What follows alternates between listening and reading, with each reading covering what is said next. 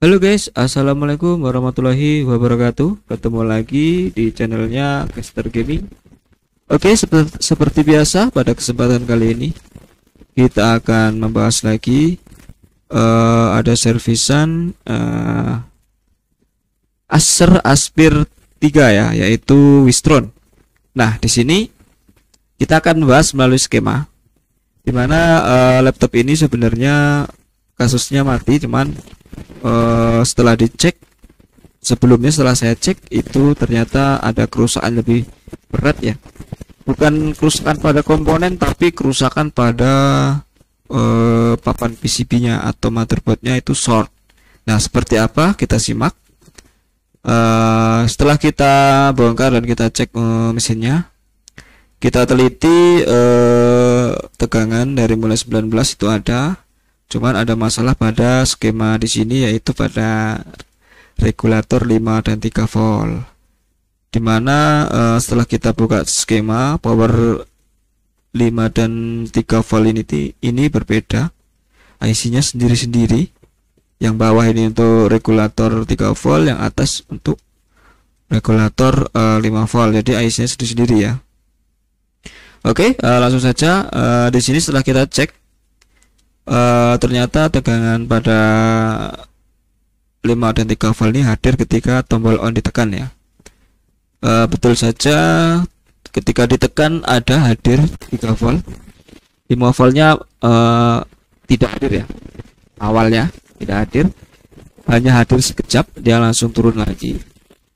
Setelah kita cek, ada masalah pada beban 5 volt ini. Dia bebannya ke ada IC U4001 ya, pada U4001 401 ya, sorry, 401. Nah, di sini adalah tegangan VH ya, karena setelah di on dia seperti tidak ada normal pergerakannya itu, kayak seperti banting ya, jadi feedback seperti itu. Nah, ketika kita cek di sini 5 volt ini ada, 3 volt juga ada.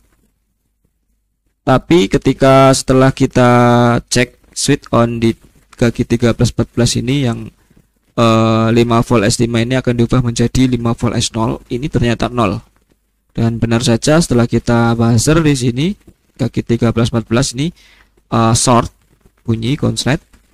Dan kita mencoba memperbaikinya dengan cara kita mencari komponen yang rusak. Ternyata setelah kita cek tidak ada komponen yang rusak, dan ketika kita melakukan suntik ya pakai alat di sini, ternyata ampere memang naik, cuman tidak ada satupun komponen yang panas. Dan di sini sebelum kita suntik otomatis ya, ini IC-nya kita lepas dulu ya. Kita lepas dulu baru kita suntik. Nah, setelah kita suntik tidak ada sama sekali yang panas. Setelah dicek ternyata komponen yang berhubungan dengan 5 volt S0 ini banyak sekali sudah kita lepas semua, sama saja masih short ya. Jadi ternyata sudah fix jalur kalau di 3 dan 13 dan 14 ini ya. Ini short jalurnya. Nah, ini short jalurnya ini sangat banyak jalurnya, jadi udah dipotong sana sini masih belum ada hasil. Dan setelah kita lepas U401 ini, ternyata ada konslet juga pada sini ya, di power regulator 5 volt dan 3 volt ini, innya ini setelah lepas IC tadi, ininya malah menjadi short ya.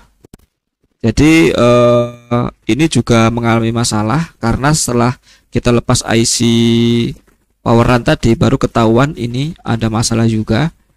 PU4551 ini dan PU45501 ini ada dua ya, ini untuk regulator 5 volt dan 3 volt. Yang benar saja di sini mengalami short ya. Power DC pad out ini dia dari sumbernya dari sini. Kita cari sumbernya dari sini.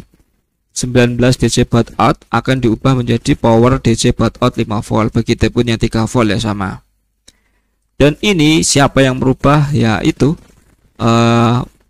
dari PCB-nya ya, secara sistematis.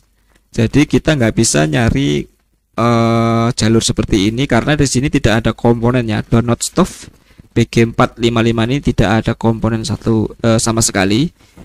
Jadi yang merubah ini dari 19 volt DC baud out menjadi DC baud out 5 volt, baik itu di DC baud out 3 volt sama ya, ini dari sistematis papan PCB-nya.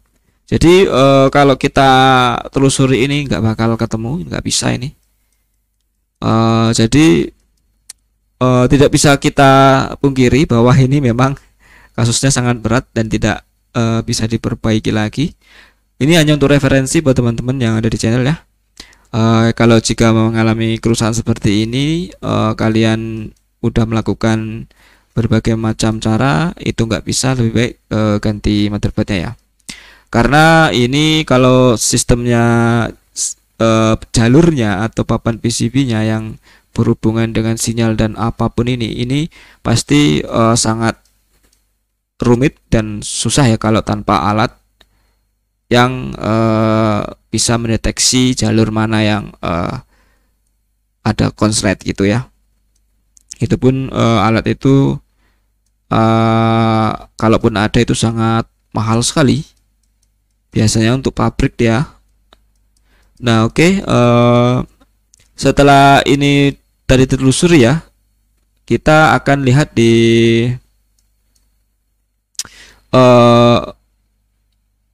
U4001 ya, U4001 401. Di sini 13 ini tidak saya bahas karena ini komponennya sangat banyak banget. Dari A, ini dari A taruhlah contoh ini sebagai 115 volt S0 ini mempunyai satu induk banyak sekali yang disuplai, dan nanti turunannya dari ini akan ada lagi. Nah, turunan yang berhubungan dengan ini juga akan konslet kalau tidak diputus jalurnya. Gitu ya. Umpamanya 5 volt S0 akan dirubah menjadi 5 volt sekian gitu. 5 volt atau S1 atau A berapa gitu ya. Berubah menjadi sinyal seperti itu. Turunannya dari itu maka akan juga short kalau tidak diputus gitu. Jadi intinya itu aja buat teman-teman ya. Kalau mengalami masalah pada konslet atau short di suntik tidak ada panas ya, itu sudah jalur ya.